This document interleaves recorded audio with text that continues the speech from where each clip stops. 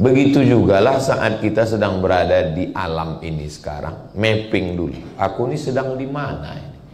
Apakah sudah sampai ke tujuan atau masih dalam perjalanan? Karena banyak orang yang menganggap ini tujuan. Inilah tujuan. Rupanya ini bukan. Ini masih dalam perjalanan.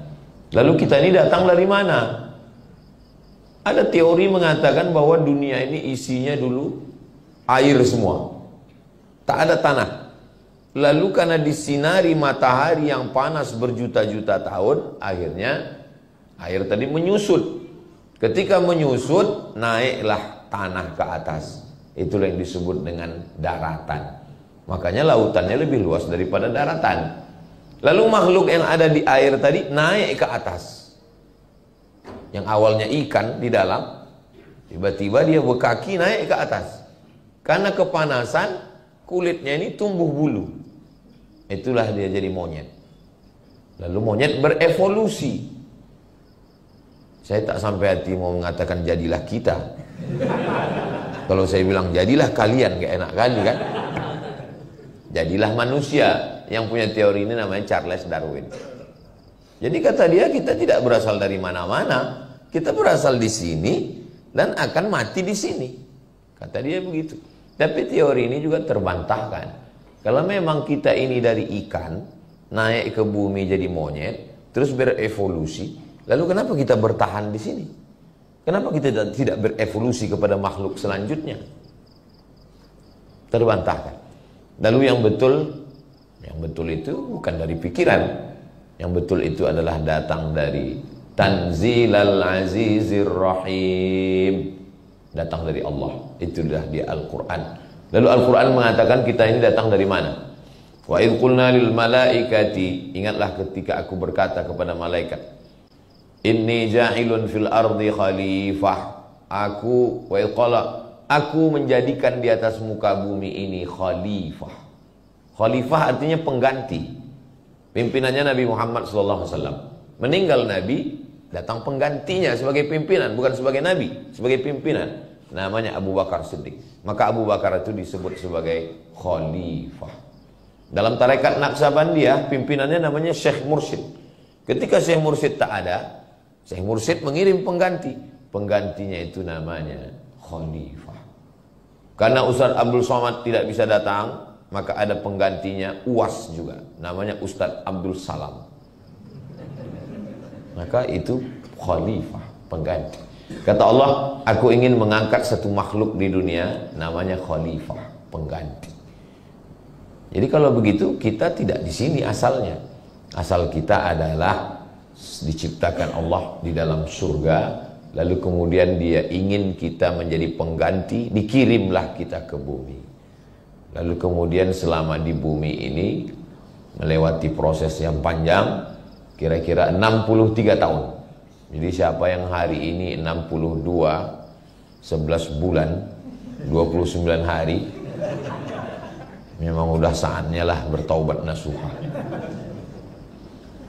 Asalnya kita dari alam roh. Kalau satu roh, kalau dua rohani, kalau tiga arwah, roh saya, roh bapak, roh ibu. Roh kita waktu itu berkumpul bersama di dalam surga.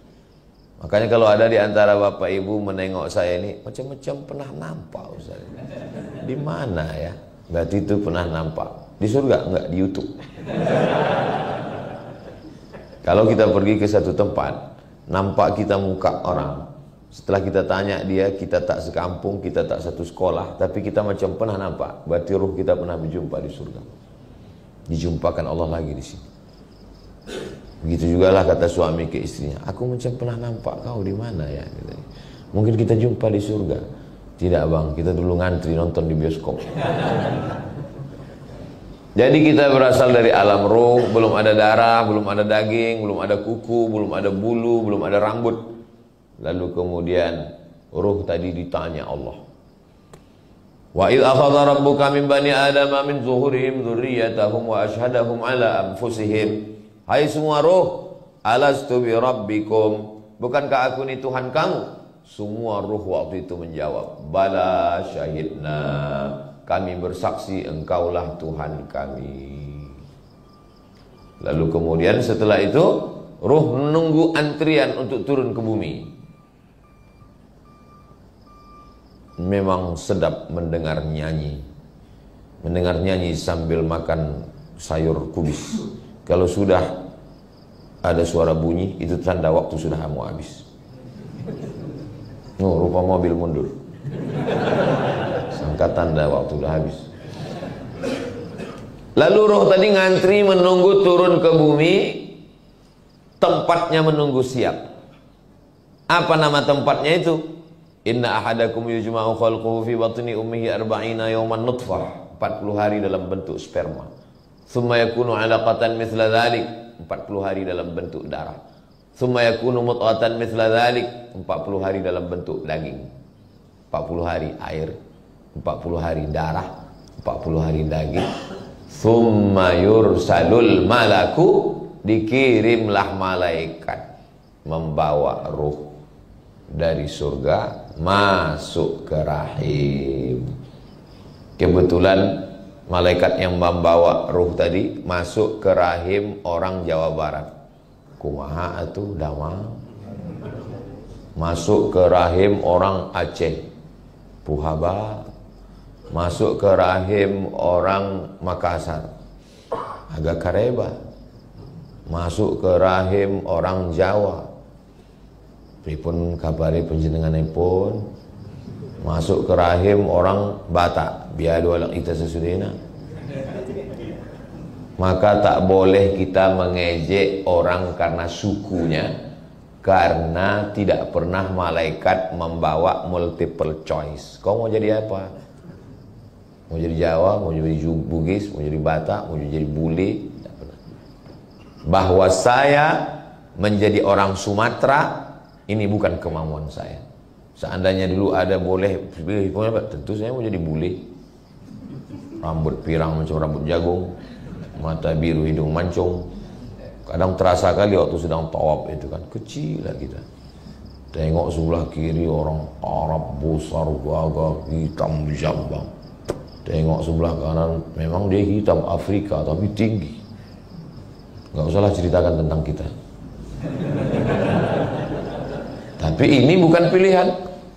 Menurut ilmu Allah, kau cocoknya jadi orang Sumatera, Abu Somad. Cocok. Udah, kita terima saja takdir ini. Lalu kemudian kita berada di dalam rahim tadi 9 bulan 10 hari. Dulu begitu, sekarang katanya cepat, 5 bulan lahir. Nikah Januari, Mei lahir. Baru lagi rasanya acara akad di sini, Pak. Ini kau udah acara akikah. Ini edisi minimalis, Pak Ustaz. Cepat kali zaman di sekarang ya. Memang udah tanda-tanda hari kiamat lah ini. Iya, kata dia. Akhirnya lahirlah ke atas dunia.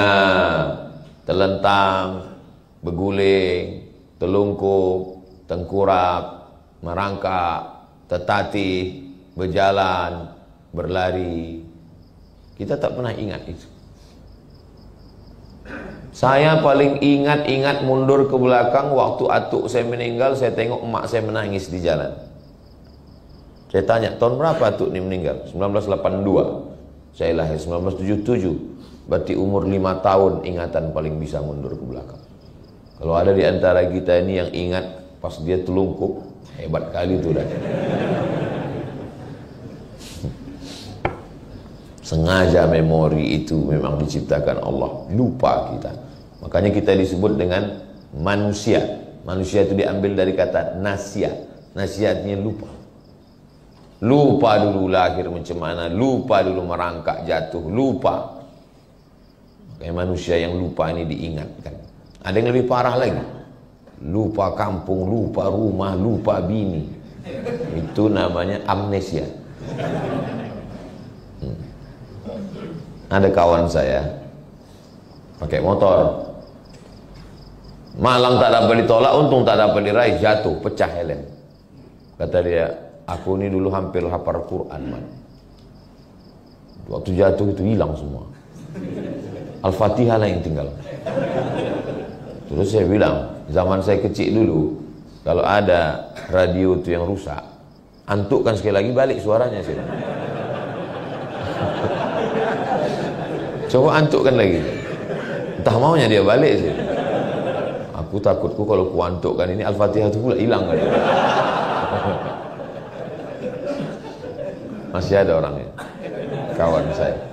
Ini kalau di-upload ini ditonton, kiki. Gua banget kata dia.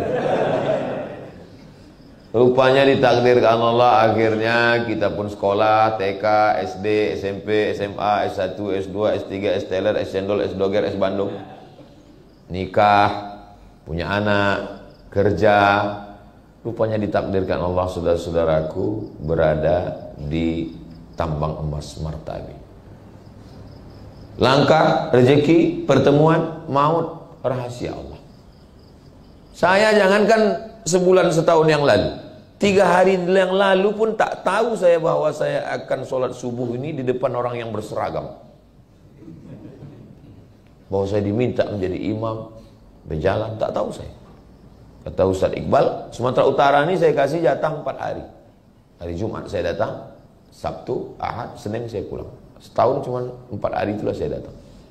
Kemana aja kita Bang Iqbal? Nanti kita ke sini, kita ke sini, kita ke sini, kita ke sini. Mendengar itu sakit kepala saya, udahlah. Ikuti aja lah kemana arah. Yang penting masih di jalan yang benar kan Bang? Iya. Akhirnya subuhnya kita rupanya berjumpa, sholat subuh berjamaah.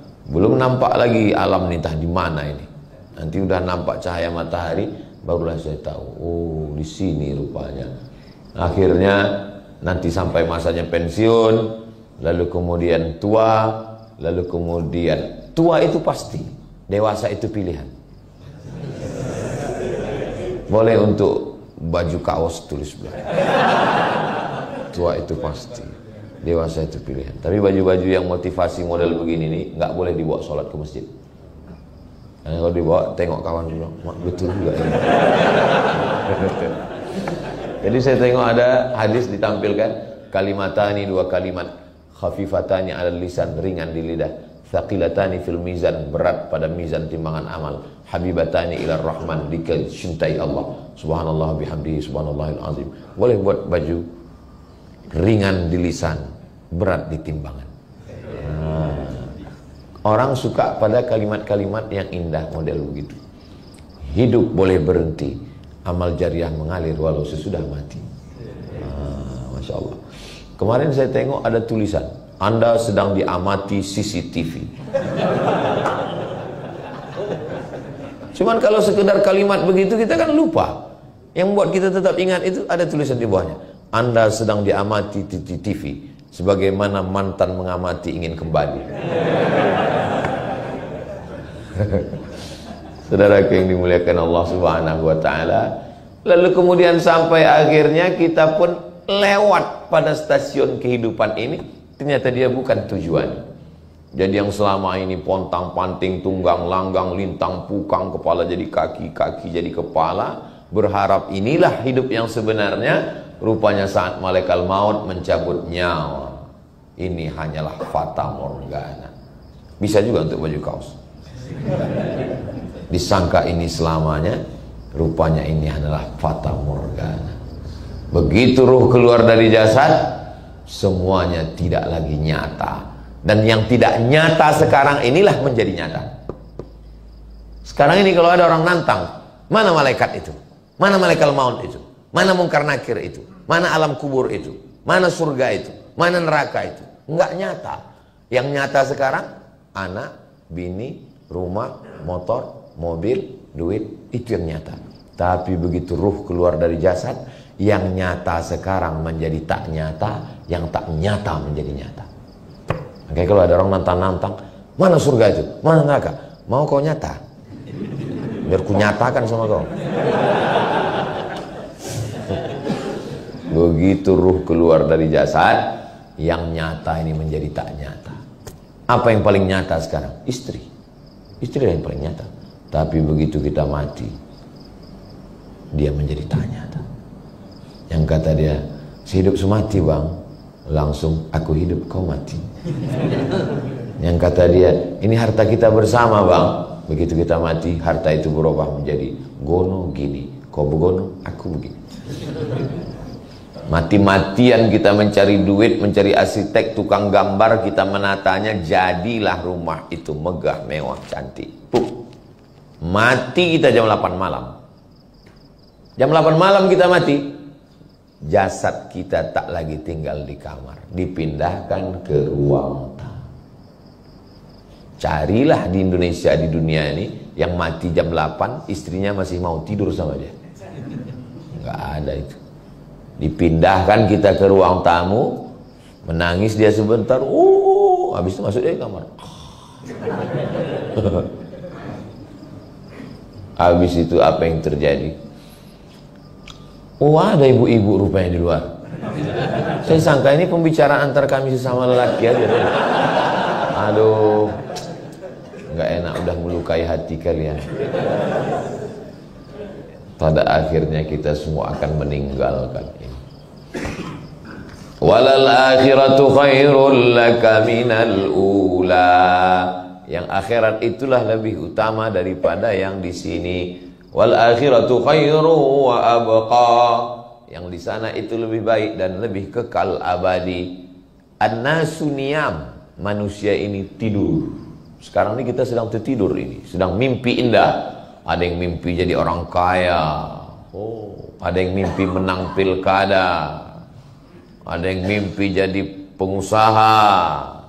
Orang kalau sudah mimpi, makin lelap tidurnya, makin sedap, maka mengigaunya pun makin.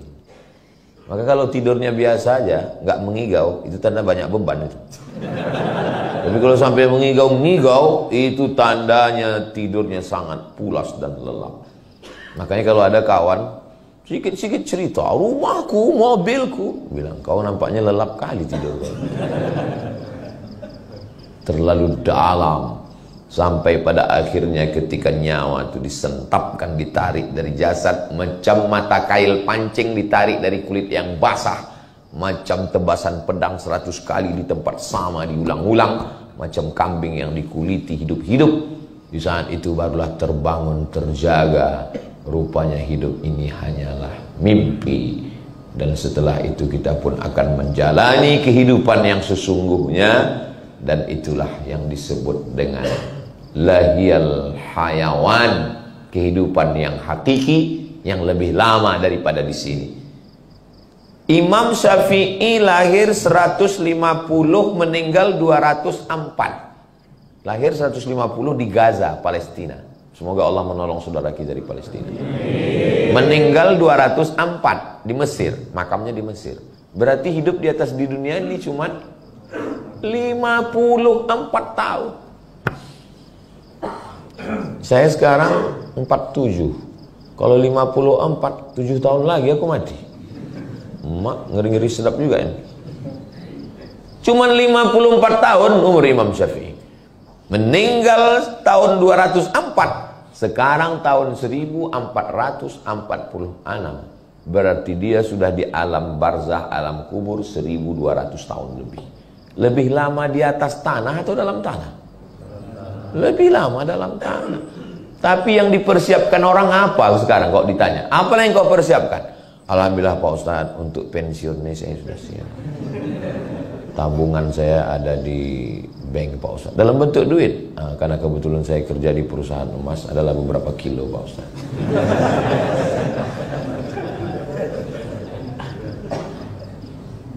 Yakin betul umur nih sampai pensiun. Disiapkan semua. Kalau tentara tadi malam saya tanya Pak Dan Yonip 123 Raja Wali, berapa pensiun Pak? 58 katanya. Kalau guru besar profesor 70. Kalau martabe 58. Hati-hati kalian yang 57. Yakin betul dia persiapan ini 58. Aku 58 pensiun, siap. Ya tak tahu malaikat maut datang 55. Rupanya malaikat maut itu kalau datang ditanyanya dulu kita, kau udah pensiun apa belum? Enak kali. Begitu sampai masanya kita mati, semuanya tinggal baju seragam diganti dengan kain kafan. Surat nama di STNK BPNKB, mati kita, surat mobil, surat motor dibawa ke Samsat, diganti nama orang lain. Kenapa? Karena orang pajak nggak mau mengutip pada almarhum. Yang paling sakitnya, ini kalau aku ceritakan nanti berubah perasaan kalian. Surat nikah pun berubah. Nama kita di surat nikah itu hanya bertahan 4 bulan 10 hari. Setelah itu berganti nama menjadi Bronis, berondong manis. Memang sekarang kalian senyum, tapi pas pulang dari sini nanti, aku yang khawatirkan berpengaruh pada etos kerja ini. Mohon maaf Pak pimpinan, tiba-tiba orangnya hari ini temenung aja. Dia tanya, kok nggak semangat kerja? Itu apalah kita semangat kok, pada akhirnya mati juga. Saya nggak mau itu. Ya, tujuan saya ini supaya kita ingat bekal kita bahwa carilah emas nih sebanyak-banyaknya, carilah duit nih sebanyak-banyaknya, bangunkan ke masjid, bangunkan ke pondok pesantren, bangunkan ke rumah tahfiz. Kalau ada orang mengatakan, untuk apalah kita duit banyak, mobil banyak, bukan bisa dibawa mati. Apa kau bilang? Mobil nggak bisa dibawa mati? Bisa mobil dibawa mati. Mobil apa Pak Ustaz? Mobil ambulan. Meninggal almarhumah mak saya. Saya sedang ceramah di Pulau Madura. Kata adik saya, nggak ada rumah sakit ini yang mau ngasih mobil mengantar ke kampung. Mak sakit kali hati saya. Sebelum tahu orang itu Mak Ustaz Somad. Setelah tahu, banyak kali. Saya tak mau ada orang sampai matinya dibawa naik ojek, digulung pakai tikar, dibawa naik ojek. Ada Bapak dapat gambarnya? Kalau belum nanti ku kirim. Saya mesti ada mobil. Saya bilang ke yayasan, mesti ada mobil ambulan. Alhamdulillah, sekarang yayasan kami Tabung Wakaf Umat sudah ada 2 ambulan. Yayasan Zayan Insani Sejahtera ada ambulan, 1 ambulan. Pokoknya semua yayasan yang di bawah Ustaz Abdul Somad, setiap provinsi ada 1, wajib punya ambulan. Gimana saya bilang? Alhamdulillah Ustaz, kita udah punya ambulan. Siapapun masyarakat yang sakit meninggal gratis pakai. Syaratnya 2, sakit mati. Gratis. Gimana operasionalnya? Ada tiap hari. Jarang pula yang sakit, jarang pula yang meninggal sekarang Pak Ustaz. Alhamdulillah. Rupanya ambulan ini dulu saya tahu 2 aja tupoksinya, sakit mati. Sekarang 3, dipakai untuk mudik. Banyak yang nyewa ambulan pulang. Saya nggak diperiksa di jalan kan. Waktu COVID itu, kan diperiksa ketat, nggak boleh lewat, nggak boleh. Ambulan lewat gitu. Padahal orang sehat semua lah. Kok bisa pulang kampung? Kami naik ambulan Pak Ustaz. Bapak Ibu yang dimuliakan Allah Subhanahu wa taala. Jadi sampai akhirnya selesailah hidup kita. Pada akhirnya hidup hanyalah sepotong kenangan. Maka tinggalkanlah kenangan yang baik. Kau dulu kerja di mana? Aku kerja dulu di tempat tambang emas Martabe. Oh, di sana. Siapalah kawan kau yang paling kau ingat di tempat kerja kau? Ada 2. Yang satu itu baiknya ya Allah, macam saudara kandung. Yang satu itu hancur kalian. Ada setiap beban akulah yang jadi apa? Beban kerja ke aku juga. Beban absen ke aku juga. Beban hutang ke aku juga. Curiganya aku tuh dia memang dari tanah, tapi mungkin dari tanah timbul cipta dia. Saudara yang dimuliakan Allah Subhanahu wa taala, pada akhirnya menghembuskan nafas yang terakhir. Kalau bisa waktu kita lahir dulu semua orang ketawa menyambut. Oh, senang. Dan waktu kita mati semua orang menangis. Waktu kita lahir yang menyambut ketawa, kita menangis. Tak tahulah ya. Setahu saya belum ada lagi anak lahir ketawa. Kok lahir dia ketawa, kita pula pucat. Waktu lahir kita ketawa, yang menyambut. Waktu lahir kita menangis, yang menyambut kita itu ketawa. Kita mau waktu kita mati, keliling kita menangis dan kita tersenyum karena kita husnul khatimah. Sebelum ruh itu keluar dari badan, dikepakkan malaikat sayapnya. Nampak kita tempat kita di surga. Baru kita tersenyum, barulah kita mati. Itu maka waktu dibuka penutup wajahnya, kalau menengok jenazah itu buka tutup aja, buka nampak. Loh, kok senyum dia Pak Ustaz? Kata Pak Ustaz, mati itu sakit. Katanya mati itu menyakitkan. Kok senyum dia? Karena sebelum mati udah nampaknya tempatnya di surga. Saya, jangankan tempat saya di surga, tempat nginap tadi malam pun tak nampak saya. Di mana kita nginap nih Bang Iqbal? Di rumah masyarakat atau di hotel? Ada di sana itu apa katanya?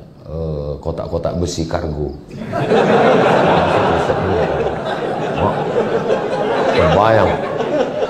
Terbayang aku apa? Orang Meksiko ke Amerika yang terkunci di film-film barat itu kan. Tidur di kargo aku malam ini. Rupanya pas masuk ke dalam fasilitas hotel bintang 5. Luar biasa, nyaman kali. Pas tadi malam tuh tidur, belum tidur kali pas mau tidur. Nampak saya makhluk besar tinggi naik ke atas tempat tidur itu. Saya bilang, jangan kau ganggu aku, sesama saudara jangan saling mengganggu. Bismika Allahumma ahya wa amut. Tidur. Bukan mau nakut-nakuti yang punya kamar tuh.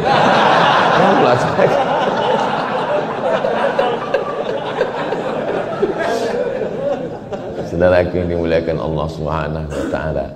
Akhirnya kenapa lah Ustadz selalu kalau ceramah itu Ustadz pancing-pancing kami supaya senyum. Saya mau melengok, jamaah ini bahagia atau tidak. Nah, maka kalau saya tengok dari senyumnya ini bahagia. Pernah saya pancing-pancing orang, nggak bisa dia ketawa. Saya pancing-pancing, sikit aja. Wah, itu berat kali beban orang. Karena kalau saya tanya, pasti semua ngaku bahagia kan? Apakah jamaah yang ada di Martabe bahagia? Bahagia. Saya nggak mau nanya orang kayak gitu. Saya pancing, tapi dia tengok senyumnya, kok aku tengok ini nggak ada beban ini orang. Tapi nggak tahu juga lah kita kan. Saudaraku yang dimuliakan Allah. Tadi saya dikasih tahu, besok kita sholat subuh. Habis sholat subuh itu Ustadz menjawab pertanyaan katanya. Nah, biasanya kertasnya udah ditumpuk. Pas saya tanya, ada pertanyaan. Orang ini mau mencoba Ustadz menanyanya itu pakai telepati. Jadi tengoknya gini. Saya bilang ilmu saya belum sampai ke situ. Jadi kalau mereka tak nulis, sampaikan aja. Maka tadi kata Bapak Ustadz Somad, nanti ada 2 pertanyaan, 2 dari laki-laki, 2 perempuan. Nggak masalah, sebanyak apapun nggak apa. Apalah susahnya? Apalah susahnya membaca pertanyaan kan? Yang bisa saya jawab, yang nggak bisa saya bawa pulang. Nanti baru saya jawab dari Pekanbaru, di-upload, ditonton di channel Ustadz Abdul Somad Official. Subscribe, like, share, and comment. Nah, jadi lebih kurang setengah jam. Tadi dari jam 5.20, sekarang jam 6 kurang 10, 30 menit saya sampaikan materi. Intinya bahwa ini bukan tempat kita. Makanya kita tak nyaman di sini. Karena tempat kita yang asli nanti kita diundang oleh Allah. Ya ayyatuhan nafsul mutmainnah, wahai jiwa yang tenang, irji'i, pulanglah. Ini bukan tempat kau. Irji'i, pulanglah. Ila rabbiki radiyatan mardiyah, pulang dalam keadaan bahagia. Fadkhuli fi ibadi, masuklah bersama hamba-hambaku. Wadkhuli jannati, masuklah ke dalam surgaku. Mati itu membahagiakan. Makanya kalau ada orang yang takut mati, kau takut mati? Aku takut kali Pak Ustaz. Berarti takut pulang kampung. Kalau ada orang takut pulang kampung, berarti ada masalah di kampung. Tapi orang kalau udah mau dekat Idul Fitri, oh senang kali. Disiapkan semua, baju baru, rumah baru, bini baru. Mau pulang kampung. Semua baru, mobil baru dari Dialer, baru DP. Kredit 4 tahun. Bunyi klaksonnya pun bunyi. Kredit. Saudaraku yang dimuliakan Allah Subhanahu wa taala, akhirnya kita akan mati bersama kita di Martabe ini berkumpul. Begini juga lah nanti kita berkumpul di surga jannah. Nanti ketika kawan-kawan, sahabat-sahabat keluarga besar Martabe ini masuk ke dalam surga, yang pertama kalian cari adalah Abdul Somad. Malaikat Ridwan, iya. Kami udah 3 hari di sini nggak nampak kami Ustaz Somad. Apa transit dia? Kata malaikat, dia udah lama nunggu kalian di ruang VVIP. Amin. Begitu cara saya supaya dapat amin kalian. Nah, bersama kita insya Allah. Pak Ustadz, nanti aku kalau di surga itu sama kawanku itu yang satu kerja itu. Iya. Masa sama dia juga lagi di surga Pak Ustadz? Sedang di dunianya sudah hancur kali bersama. Wa naza'na ma fi sudurihim min ghillin. Segala sifat-sifat jelek di hati mereka kami cabut. Maka di surga itu nanti tak ada lagi sifat jelek. Dan di surga itu umurnya masuk surga itu antara 33, 32, 30, 31. La yadkhulul jannata ajuz. Orang tua tak masuk surga. Oh, nangislah orang tua ini. Kenapa kau menangis, kata Nabi? Orang tua tak masuk surga. Kata Nabi, bukan orang tua macam kau tak masuk surga. Sesudah masuk surga nanti umur itu 30, 31, 32, 33. Saya dulu tak paham, apa maksud masuk surga itu 30, 31, 33. Rupanya umur yang paling enak itu 30, 31, 32, 33. Kalau udah sampai di atas itu 40, 45, 50. Macam mobil yang udah dipakai 5 tahun. Dia pencet klakson keluar air.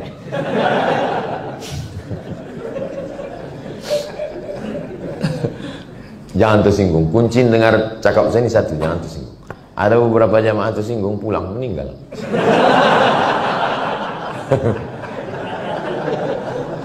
Lama saya bayangkan. Bayangkanlah kalau kita masuk surga umur 70. Dikasih bidadari, apa yang bisa kita lakukan? Jadi balik nanti kita umur yang paling enak itu umur 30, 31, 32, 33. Ustaz umur berapa sekarang? Kalau perasaan 27. Umur ini kan bukan masalah angka, masalah rasa kan. Maka saya kalau ditanya orang, Ustaz umur berapa? Menurut hitungan Komariah apa Syamsiah? Muharram Safar apa Januari? Ustaz umur berapa? Pusat ke atas apa pusat ke bawah? Saudaraku yang dimuliakan Allah SWT, mudah-mudahan kita semua istiqomah dan mati husnul khatimah. Masih ada waktu beberapa menit, masih ada 25 menit lagi karena terbit 69. Lewatkan 12 menit berarti 6.21. 6.22 kita sudah bisa sholat sunat isyraq 2 rakaat. Sholat subuh berjamaah, duduk berzikir, ingat Allah, terbit matahari, lewatkan 12 menit, sholat sunat isyraq 2 rakaat, dapat pahala macam haji dan umrah. Hadisnya hadis hasan, tidak ada diragukan dalam Sunan Tirmizi. Maka nanti habis itu kita sholat masing-masing. Kok kenapa tak ikut sholat? Kok keluar? Aku mau ini on time, ini aku bekerja. Tadi udah dikasih tahu, hari ini nggak on time kali. Sunat tidak wajib, tak apa-apa kalau tidak sholat. Tidak sholat ini, bukan sholat zuhur wajib, isya maghrib. Itulah yang dapat saya sampaikan. Ada beberapa pertanyaan, jangan kemana-mana, kita lanjutkan setelah yang satu ini. Terima kasih. Assalamualaikum warahmatullahi wabarakatuh. Alhamdulillah, syukur Ustaz, Masya Allah, Alhamdulillah. Jadi saya pikir tadi sudah jelas ya, kita mendapatkan ilmu bahwa kita tidak di sini buat tujuan kita, tapi tujuan kita bagaimana kita nanti adalah kembali kepada kampung kita, yaitu kampung akhirat. Datangnya dari surga, maka kita akan kembali ke surga. Baik, alhamdulillah beliau akan memberikan kesempatan buat pertanyaan. Silakan yang sudah menulis mungkin di belakang ada sudah ditulis buat apa? Langsung pun nggak apa-apa. Oh langsung boleh, alhamdulillah. Ada?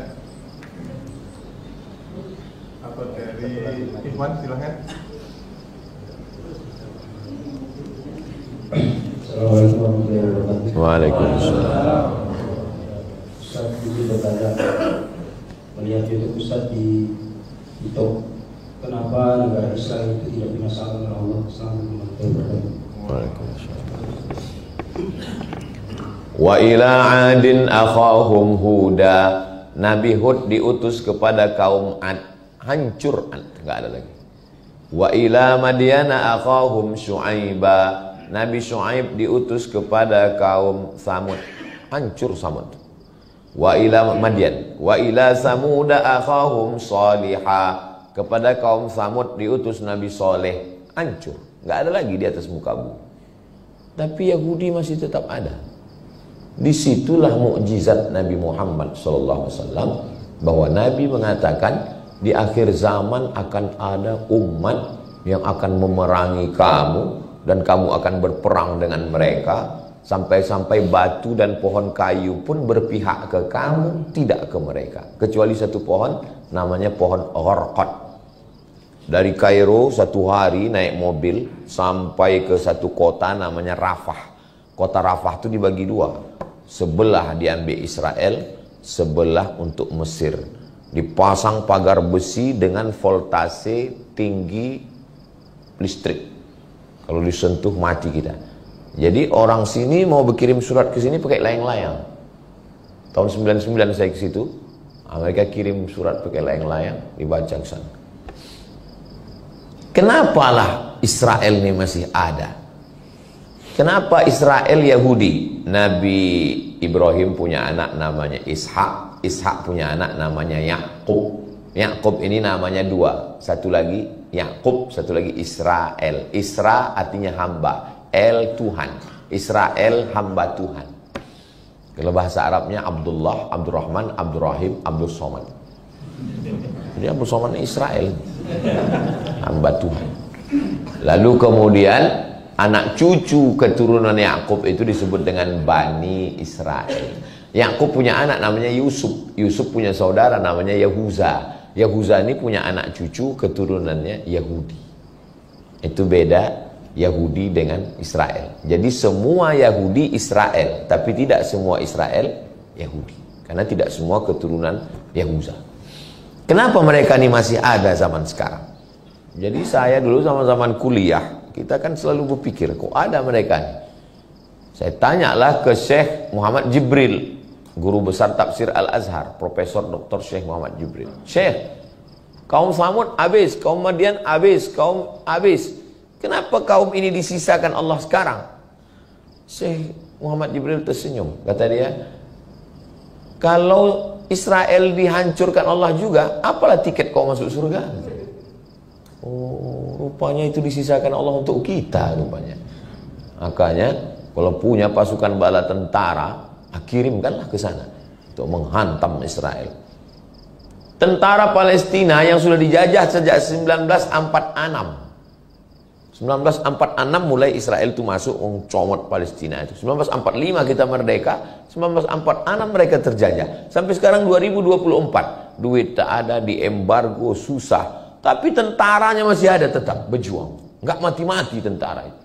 Tentara Israel begitu tertangkap oleh Hamas, ditarik, dibuka bajunya, pakai pampers. Kencing-kencing mereka menghadapi Palestina itu. Kenapa? Karena orang kita berjuang untuk mati. Orang kita kalau sudah berjuang itu niatnya mati syahid. Iskariman, hidup mulia, au mut syahidan, atau mati syahid. Mereka berjuang karena gaji, karena dolar. Makanya kalau sudah ditempatkan, kamu pasukan ke depan besok melawan Palestina, langsung orang itu ke supermarket beli pampers. Kenapa ini masih disisakan Allah SWT? Untuk menengok mana yang pejuang, mana yang pecundang. Bisa juga untuk baju kaos. Buat gambar Masjidil Aqsa besar, bawa. Untuk melihat mana yang pejuang, mana yang pecundang. Jangankan berjuang ke Palestina, masalah memboikot aja masih diejek-ejek orang. Jangankan orang biasa, ustadz pun masih makan produk-produk. Kita mesti melawan Israel, menolong Palestina, takbir, Allahu Akbar. Selesai acara, ustadz yang melawan tuh makan donat buatan Israel di airport. Datang Ustadz Tengku Zulkarnain. Tadi Bapak Ustadz bilang kita melawan Israel, itu kan produk Israel, kenapa dimakan?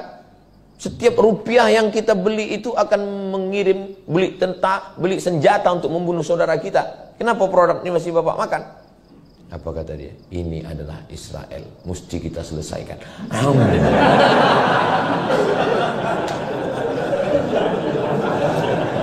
Salah satu bayang saya muka Ustadz Tengku Zulkarnain menceritakan. Jangankan masalah berperang ke sana, masalah memboikot pun berkelahi pula sesama kita. Tengoklah di medsos itu, berkelahi sesama kita, bukan orang lain yang mengejek, mengolok-olok kita itu. Malah anak-anak lebih sadar. Kawan saya pulang dia ke rumah, dibawanya produk Israel tuh, dikasih anak, nggak mau Pak. Kenapa nggak mau? Itu ada darah saudara kita di Palestina. Biar Papa habiskan, kata ya. Jadi ini memang dikirim Allah untuk menguji iman kita. Kalau begitu Pak Ustadz, kami tinggalkan tambang emas nih ke Palestina kami. Jangan. Karena kita tidak ahli di situ. Saya khawatir Bapak semua pergi ke Palestina 2-3 hari keluar berita. Semua pasukan dari tambang emas lemas karena tak dapat lontong sayur dan nasi uduk. Kenapa Ustadz tiba-tiba ingat lontong sayur? Nampak aku udah ada piring.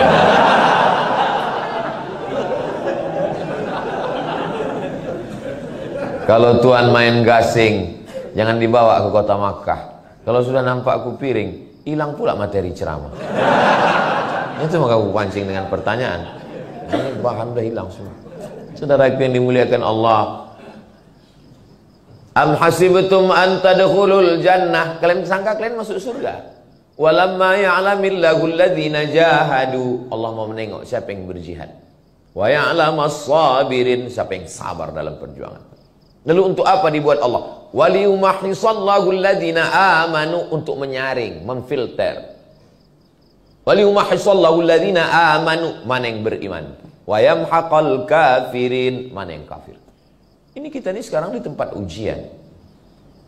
Aku nggak tahan Pak Ustadz, hidup ini banyak kali ujiannya. Yang namanya banyak ujian itu hidup. Kalau banyak cucian, laundry. Ini tempat ujian. Maka siapa yang mengeluh, banyak kali ujian. Sama macam orang masuk ruang SNMPTN, seleksi nasional masuk perguruan tinggi negeri. Lalu ngeluh dia, banyak kali pertanyaannya. Ya ini kan tempat ujian, kau salah masuk sini. Kalau kau nggak mau ujian, keluar kau dari sini. Masuk kemana? Masuk ke liang kubur. Di liang kubur pun masih ada audiens. Audiensi, marrabbuka. Siapa Tuhan? Ar-rahah fil jannah. Nanti Ustaz dari sini kemana? Habis dari sini kami nanti ke Batang Toru, Paluta. Habis dari Paluta kemana? Habis itu kami nanti ke Labuan Batu. Habis itu ke Medan. Habis itu Ustaz pulang ke rumah. Habis itu kemana? Habis itu ke Maluku. Habis itu kemana? Habis itu ke Malaysia Desember. Habis dari Malaysia kemana? Ke Jakarta. Terus istirahatnya kapan Ustaz? Istirahatnya nanti di surga bersama kamu, Besti. Begitu juga nanti kalau bapak pas pulang ditanya, abang nih ku tengok kerja, kapan abang istirahat? Nanti bersama kamu di surga Jannatul Firdaus. Apa kata dia? Alah, ngomong aja. Jadi memang disisakan Allah itu untuk kita. Kalau sanggup dengan nyawa, tak sanggup dengan nyawa, dengan harta, kirimkan apa yang kita bisa bantu. Ini musim dingin, turun salju di Palestina. Mereka saudara kita itu perlu selimut. Kirimkan untuk selimut, untuk rumah. Kirim ke lembaga yang resmi, Basnas, Badan Amil Zakat Nasional. Kami pernah menggalang dana. Saya tidak mau ikut acara manapun kecuali dengan Basnas, karena itu lembaga negara sampai ke sana. Pas penggalangan dana, malam solidaritas Palestina di halaman Masjid An-Nur. Terkumpul semua duit, saya tanya, berapa panitia terkumpul? 11 miliar terkumpul.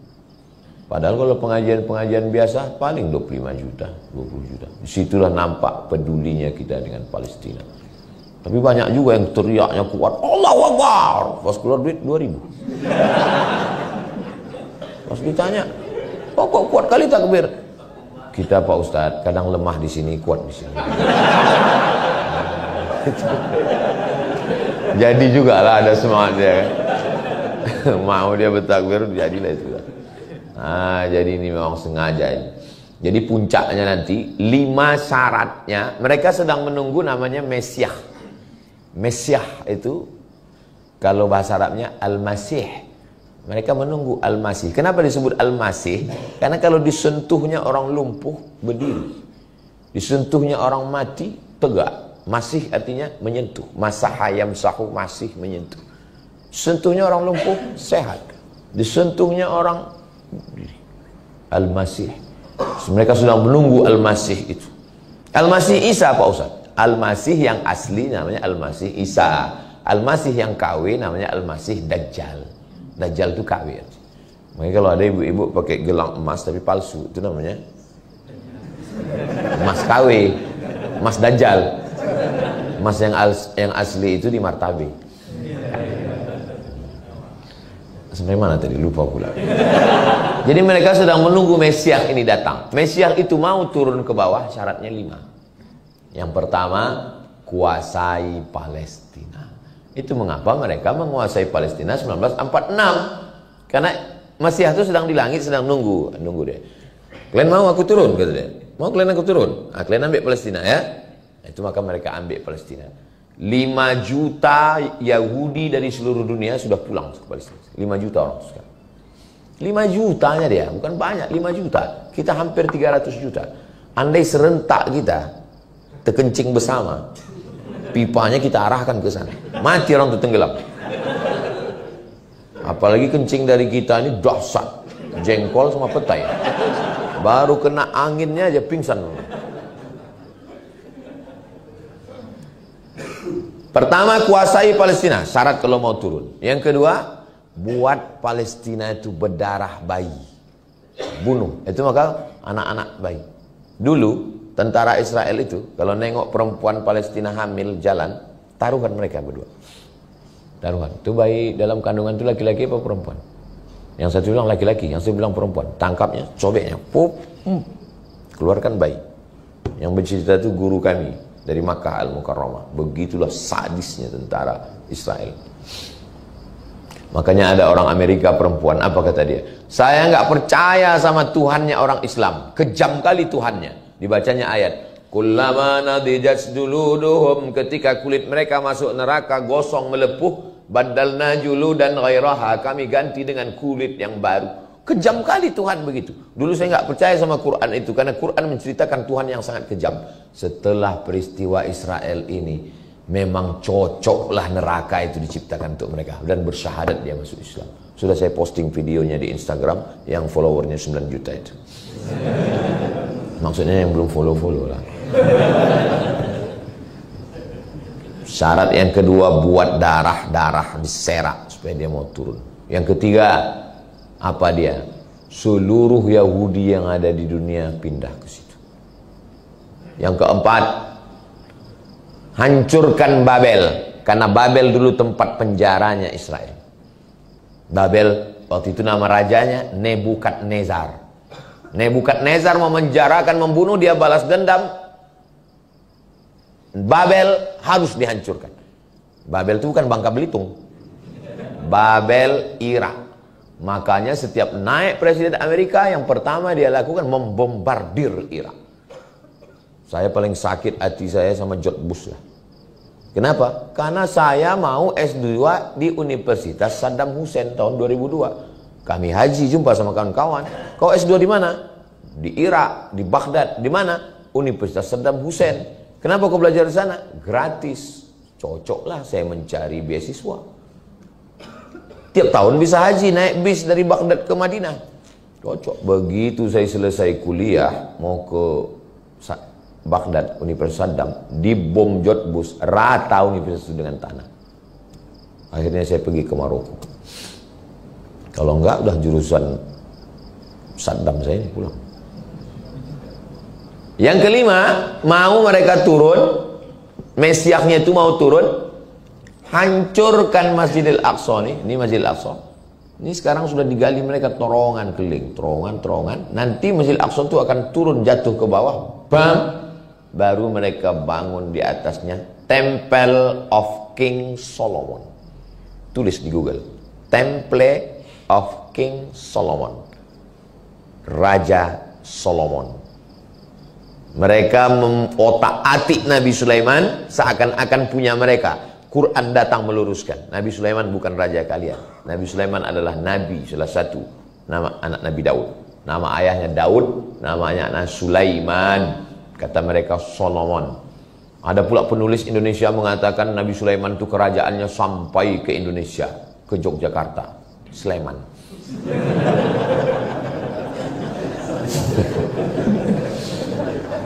Saudaraku yang dimuliakan Allah SWT, itulah kenapa menjawab pertanyaan, kenapa mereka mengambil Palestina, kenapa anak-anak berdarah di Palestina, kenapa mereka ingin meruntuhkan Masjidil Aqsa. Jawabannya karena mereka sedang menunggu Mesias. Mereka membangun negara itu berdasarkan mitos.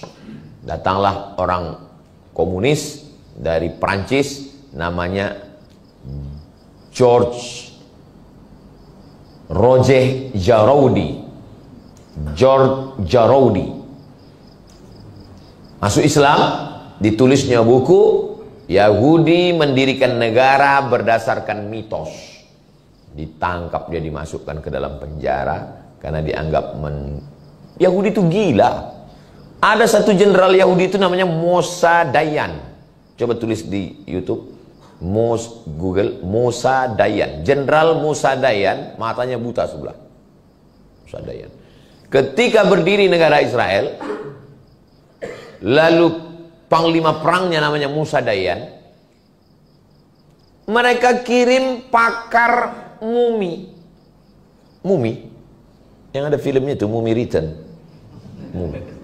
Jangan anak manggil bini mumi itu artinya mayat Fir'aun. Dikirimlah pakar mumi ke Mesir menjumpai presiden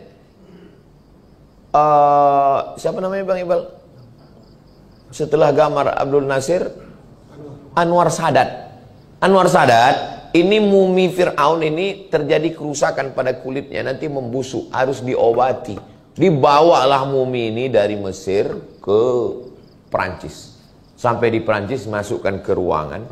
Rupanya akal-akalan Yahudi itu aja. Sampai di situ dibuka orang tuh, ditinju si Mosa Dayan tuh Yahudi. Kau yang udah mengusir nenek moyangku dulu, katanya. Ada bukunya di rumah. Kan gila itu.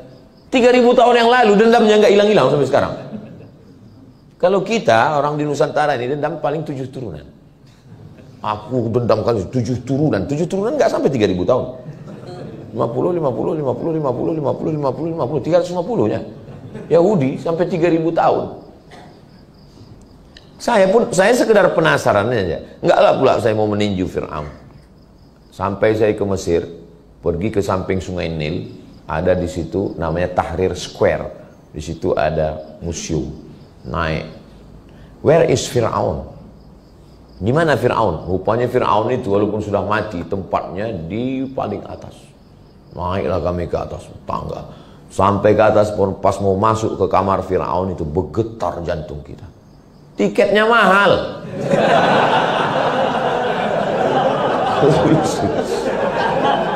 100 pon.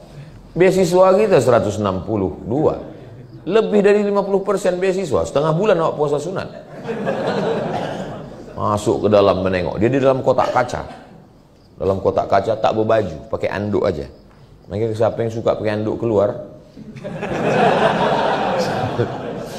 Saya tengok dekat-dekat gini. Ini kaca saya tengok, saya perhatikan hidung. Rambutnya macam rambut jagung merah, hidungnya mancung, mulutnya begini. Saya tengok matanya, takut pula saya dikedipnya gitu. Kaulah rupanya Fir'aun diabadikan Allah. Apa kata Allah? Al-yauma nunajjika bibadanika. Hari ini kami selamatkan jasadmu, tak hancur. Untuk apa? Litakuna liman khalfaka ayah. Supaya menjadi tanda-tanda bagi orang setelahmu bahwa pejabat penguasa akan mati. Makanya perlu juga setelah pelantikan seluruh bupati, wali kota, gubernur se-Indonesia dibawa jalan-jalan ke Mesir untuk berkunjung ke Fir'aun. Itulah akhirnya. Saya kalau ada yang mau buat nanti mau saya jadi guide-nya. Pas di depan Fir'aun itu ceramah kita, wahai bupati, gubernur, wali kota, inilah akhir kalian nanti gitu kan. Bagus kalau ada yang membuat program. Saudaraku yang dimuliakan Allah Subhanahu wa taala. Berakhir, bukan main gagahnya dia mengejar Nabi Musa, dikejarnya Nabi Musa, lalu sampai ke Laut Merah itu dipukulkan Nabi Musa, tongkat itu tebelah Laut Merah, Nabi Musa pun lewat. Begitu sampai ke ujung, datang Fir'aun mengejar di tengah, berbalik laut itu, pus, tenggelam, habis. Matinya sangat menyakitkan Fir'aun itu. Matinya macam mana? Tersedak air garam tengah laut. Kalau mau tahu rasanya mati Fir'aun, nanti balik dari sini ambil garam, masuk, habis itu sedap. Begitulah sakitnya Fir'aun. Kan mumi itu banyak, mumi. Kenapa pakar ahli yakin bahwa mumi itulah yang Ramses II yang mengejar Fir'aun itu? Kenapa? Setelah digali, dibuka paru-parunya, ada garam di dalam. Paru-paru kita ini nggak akan bisa mungkin masuk air. Karena setiap masuk, makanya waktu sedang minum nggak boleh ngomong. Itulah aku bilang, masuk kan? Batuk. Kenapa batuk? Karena begitu air masuk ke dalam, kita langsung otomatis menolak. Paru-paru hanya masuk udara. Ada dua saluran. Saluran air, saluran udara. Maka saluran udara ini kalau diisi air, dia akan keluar dengan sendiri. Tapi di dalam paru-paru Fir'aun, garam. Kenapa? Masuk air garam itu ke tempat nafas, itulah mati yang paling menyakitkan. Waktu tenggelam dia apa kata dia? Amantu bi Rabbi Musa wa Harun. Aku percaya kepada Tuhan yang disembah Musa dan Harun. Pintu taubat sudah tertutup. Mampuslah kau Fir'aun. Neraka jahanam tempat Fir'aun. Inna Fir'auna wa Hamana wa junudahuma kanu khati'in. Fir'aun, Haman dan tentaranya. 3. Fir'aun, Haman. Haman adalah orang cerdas, penasehat yang selalu menasehati Fir'aun untuk jahat. 3. Haman, Fir'aun, wa Haman, wa junudahuma, dan pasukan bala tentaranya. 3 ini kena. Nah, hari berganti, musim berubah, pertarungan masih tetap berlanjut. Sampai kapan? Sampai akhir dunia, dan mudah-mudahan kita, anak cucu kita istiqomah semuanya, insya Allah. Hebat juga pertanyaan ini. Memang orang martabe ini cerdas-cerdas ya. Pertanyaan itu berkualitas. Habis setengah jam untuk satu pertanyaan. Baik, syukur. Dari Ahmad belum menit. Boleh? Baik, dari Ahmad saya bacakan. Pak Ustaz, bagaimana cara kita sebagai manusia untuk membuat hati kita tenang ketika berhadapan dengan lingkungan yang membuat kita tidak nyaman?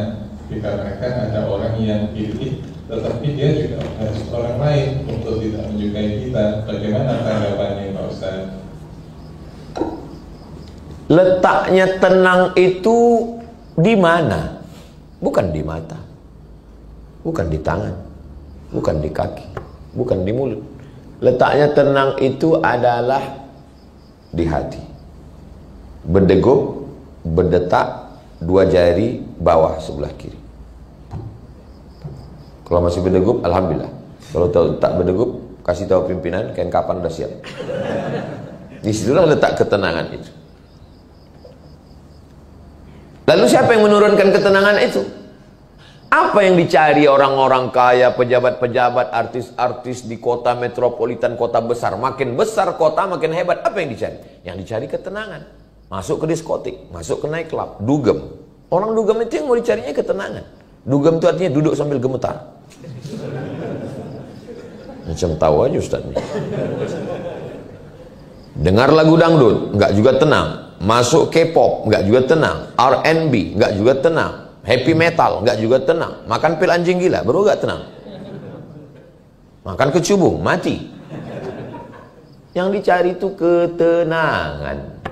Padahal ketenangan itu kuncinya kata Allah, ala bidzikrillahi tatmainnul qulub. Dengan banyak berzikir hati menjadi tenang. Yang jahat itu kolesterol, bukan. Yang jahat itu asam lambung, bukan. Yang jahat itu adalah jantung koroner, bukan. Yang jahat itu adalah akal pikiran. Pikiran itu yang jahat. Nanti kalau kau pensiun kau makan apa, anak kau makan apa, bini kau makan apa, kau nggak bisa jalan lagi, kau bisa ansuran kau banyak, semuanya kredit, mobil kredit, rumah kredit, bini kau pun hampir kredit. Yang jahat itu pikiran. Makanya apa yang membuat pikiran? Makanya ketika ke rumah sakit, kelihatannya bapak sudah jaga dietnya, makanannya sudah bagus, cuman bapak banyak pikiran. Nah, ini kita kasih obat ya. Ini obat penenang Pak. Akhirnya pas dimakan berhenti berpikir. Pas bangun berpikir lagi. Nanti kan sudah pensiun makan apa? Makan lagi Pak katanya. Pas bangun pikir lagi. Nanti kalau aku begini mau makan apa? Anak macam mana, menikahkan anak macam mana, digaji tak naik-naik, ini belum cair lagi. Makan lagi Pak katanya, tidur lagi. Makanya orang suka makan pil obat penenang. Artis-artis, pejabat-pejabat, biar supaya tenang. Pergi ke rumah, tertulis di depan rumah spiritual, mendatangkan ketenangan. Tulisannya apa? How you can stop your mind? How, bagaimana? You, kamu, can, bisa. Stop, menghentikan. Your mind. Bagaimana bisa menghentikan pikiran? Pejamkan mata. Amati nafas, hembus, tarik dalam. Hembus. Lupakan semua beban. Lupakan anak. Lupakan istri. Sudah lama lupa, Pak. Tarik nafas, fokus pada nafas. Tarik ke atas pelan-pelan. Tahan. Kentut, ada yang kentut. Buyar konsentrasi. Dalam Islam kita tidak diajarkan bersemedi meditasi. Kosongkan. Coba pas sedang kosong mati kok suul khotimah. Kosong enak aja kok kosong. Kita tidak diajarkan meditasi, kita tidak diajarkan minum khamar, kita tidak diajarkan pakai sabu narkoba, kita diajarkan menyibukkan ini sehingga ini ditolong Allah untuk tenang. Asal udah sibuk ini, makanya tadi selesai sholat saya ajak berzikir, la ilaha illallah la syarika lah, lahul mulku wa lahul hamdu, Allahumma antas salam wa minkas salam wa ilah. Subhanallah, subhanallah, subhanallah, subhanallah. Kalau kuat di sini, lemah di sini. Kalau kuat di sini, lemah di sini. Kuatkan dia di sini. Subhanallah, subhanallah, alhamdulillah, alhamdulillah, Allahu akbar, Allahu akbar. Ada tasbih itu 100. Afdalu dzikri fa'lam annahu la ilaha illallah, la ilaha illallah. Ustadz, Habib, Kiai, Tuan Guru, saya ini sedang susah hati, sedang galau, banyak itu, banyak ini, musibah segala macam. Bagaimana? Kau bersolawat satu hari 1000 kali. Bingung orang nih, kok 1000 kali? Sebetulnya tujuannya ketika mulut bersolawat, hati ingat Nabi, ini stop. Makanya orang gila sehat. Kenapa? Dia tak berpikir. Tapi bukan saya ngajak kita gila semua. Yang kita buang dengan zikir itu adalah pikiran-pikiran negatif. Saya menemukan sendiri. Tak dapat saya dari mana. Ketika almarhumah mak saya meninggal, memang pikiran saya selalu saya menyalahkan diri saya. Kenapa kau tak bangunkan rumah mak kau? Kenapa kau tak belikan dia mobil mewah? Kenapa kau tak bawa dia jalan-jalan? Kenapa kau tak belikan dia bagus-bagus? Kenapa tak kau belikan dia emas? Kenapa tak kau kasih dia? Kenapa? Padahal udah saya buat semua. Pikiran saya selalu menyalahkan saya. Akhirnya saya menemukan sendiri untuk menghentikan pikiran. Setiap ingat saya bacakan Al-Fatihah. Untuk almarhumah makku Al-Fatihah. Auzubillahi minasyaitonirrajim. Bismillahirrahmanirrahim. Alhamdulillahirabbil alamin. Ketika saya baca Al-Fatihah, hati saya tenang, pikiran baru saya menemukan, oh, kalau mulut kita sibuk zikir, hati kita berzikir, pikiran kita tenang. Itulah makna ayat ala bidzikrillahi tatmainnul qulub. Orang tarekat Naqsyabandiyah wajib satu hari 5000 zikir wajibnya. Allah Allah. Allah Allah Allah Allah Allah Allah Allah Allah Allah Allah Allah Allah Allah Allah. Itu maka pikiran kurang dia memikirkan yang negatif dan ditolong Allah. Allah yang menolong kita. Tapi kalau kita tidak berzikir, oh. Zaman dulu kunci pintu pagar, kunci pintu rumah, kunci pintu kamar, di kamar kita tenang. Zaman sekarang kunci pintu kamar, kunci pintu rumah, kunci pintu kamar, duduk di rumah. Di komen orang di Google, di YouTube, di Instagram. Tidak ada lagi yang menenangkan. Zaman dulu jam 2 malam kita bangun tahajud tenang. Zaman sekarang bangun kita jam 2 malam usolli sunat tahajud. Gol! Orang nonton Manchester United, Liverpool. Gimana kita mau cari ketenangan? Ketenangan itu bukan tengah malam. Ketenangan itu bukan di Makkah, Madinah. Ketenangan itu bukan di mana-mana. Bukan menyepelekan Makkah dan Madinah. Ketenangan ada dalam dirimu dengan berzikir kepada Allah. Zikir kata guru saya 3. Yang pertama istighfar, astaghfirullahaladzim, astaghfirullahaladzim, astaghfirullahaladzim. Yang kedua salawat, Allahumma sholli ala sayyidina Muhammad wa ala ali sayyidina Muhammad. Yang ketiga la ilaha illallah. Ya sesuai kondisi. Kalau kebetulan atasan nanya gimana proses kinerja, progres kerja kita ke depan, subhanallah walhamdulillah.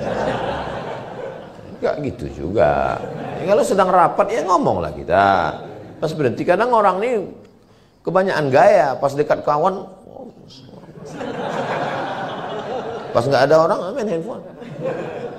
Kalau saya manusiawi aja, pas lagi tenang, zikir, pas lagi kosong, zikir. Pas ada orang nanya, cerita, ngobrol, biasa. Terus ini wah, zikir, oh, rupanya kamera online. lagi streaming. Oh, saya tengok, mak belum ada yang nonton.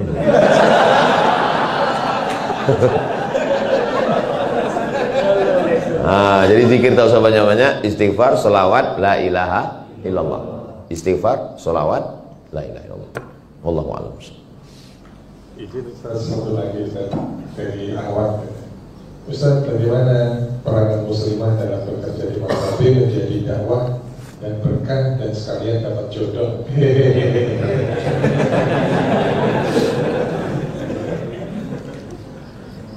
Saya termasuk lambat menikah karena mengurus almarhumah emak. 11 tahun saya serumah.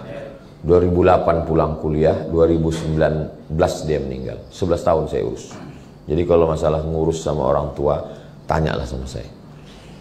Jadi kalau sudah ada orang mau, kita mau, tak usah tunda-tunda nikah.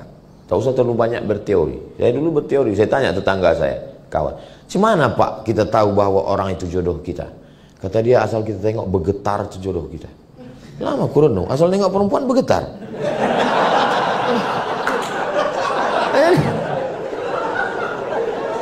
Jadi tak usah cari, asal mau dia, mau kita. Nikah itu kesepakatan, tak usah terlalu banyak-banyak berteori. Cerita yang pahit-pahit dulu. Bang, aku ini kerja di Martabe. Jadi kau mesti ikut aku atau aku ikut kau.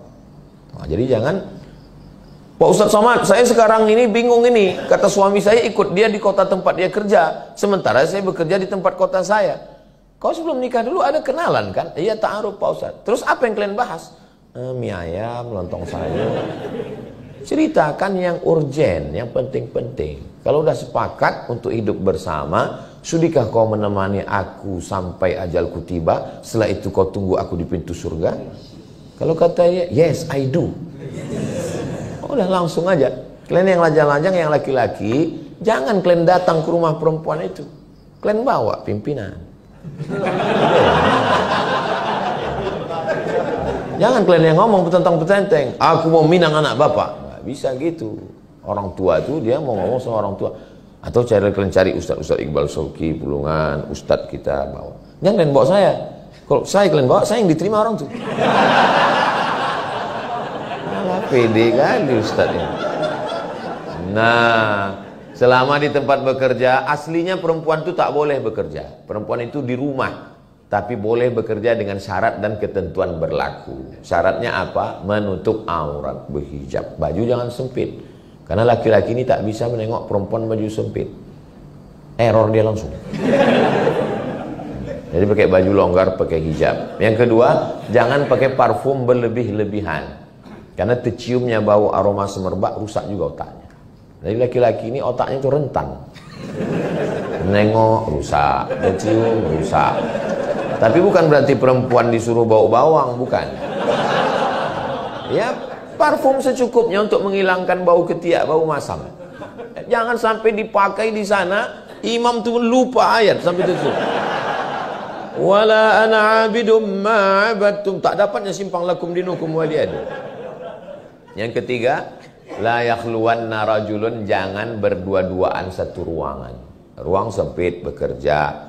Berawal dari curhat, witing trisno, jalaran suko kulino. Cinta tumbuh karena sering bersama. Kerja dari mulai pagi jam 6 pagi sampai jam 6 sore. 12 jam sama laki orang. Sama laki sendiri 2 jam. Lama-lama bingung mana laki orang, mana laki aku. Curhat ke laki orang. Habis itu mulai curhat merasa nyaman. Tukar-tukaran nomor, WhatsApp, makan bersama. No free lunch. Tak ada makan siang yang gratis. Kenapa bisa terjadi macam ini? Udah macam abangku, udah macam kakakku, sudah macam saudaraku, udah macam pakcikku. Berawal dari macam, berakhir dengan macam-macam. Waspadalah. Lalu kemudian jaga komunikasi yang baik dengan suami, dengan istri. Pulang ke rumah, bilang sama dia, aku sudah 12 jam sama orang lain bang, maka handphone ini kumatikan. Quality time. Saya Jumat, Sabtu, Ahad, Senin pulang. Kalau sudah di rumah, saya tutup. Saya jalan sama istri saya. Nanti kalau bapak ibu pergi ke mall, jumpa sama orang pakai topi, kacamata hitam, pakai masker, baju hitam, itu saya itu.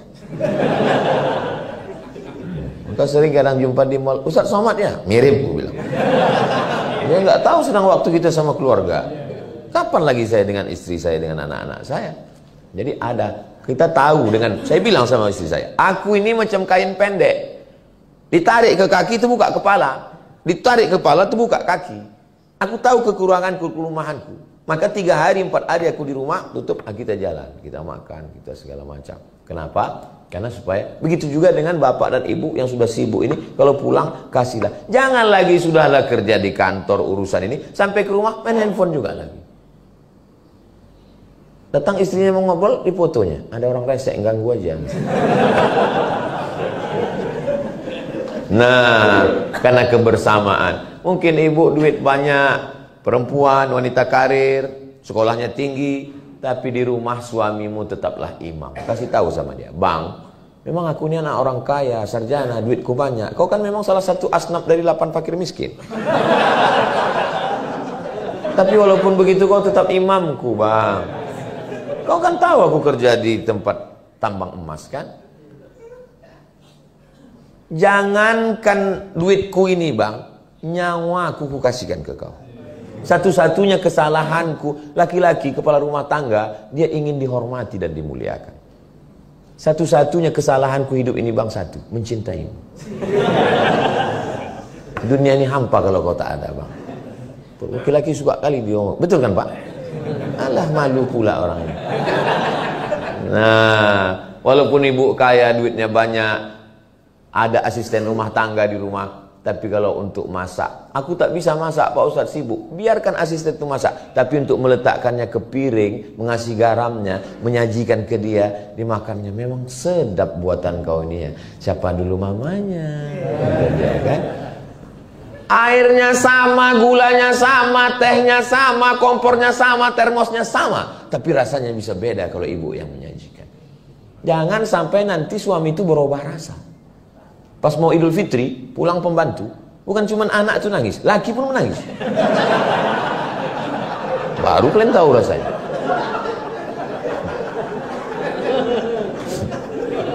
Berapa banyak sekarang laki-laki berselingkuh karena istri terlalu kaya, terlalu hebat, terlalu kuat. Kenapa? Karena laki-laki kalau sudah dilemahkan, psikologisnya terganggu. Senapang angin pun tak hidup. Pas ditanya, ditangkap sama polisi. Kenapa kau berselingkuh? Saya lebih tertarik dengan pembantu saya daripada istri saya. Kenapa? Psikologisnya terganggu. Makanya kalian perempuan yang berkarir yang hebat, muliakan suami kalian. Bilangkan kaulah imam. Kalau tak ada kau, aku tak bisa sembahyang, bang. Itu tidak bohong. Memang kalau tak ada imam, cuma mau sholat. Muliakan dia, besarkan hatinya, hebatkan dia. Aku ini dia nggak ada apa-apanya. Aku ini anak orang susah. Sementara kau anak orang kaya, kau bekerja di tambang emas. Tak usah sebut-sebut itu, bang. Emas itu bagiku hanya setumpuk tanah busuk. Kau lah yang paling mulia. Nah, gitu. Kau lah pangeran kodokku, bang.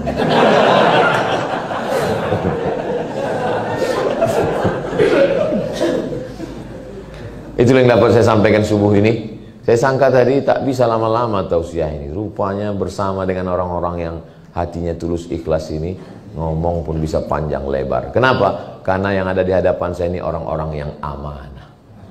Amanah itu A-nya akidah, M-nya adalah mujahadah.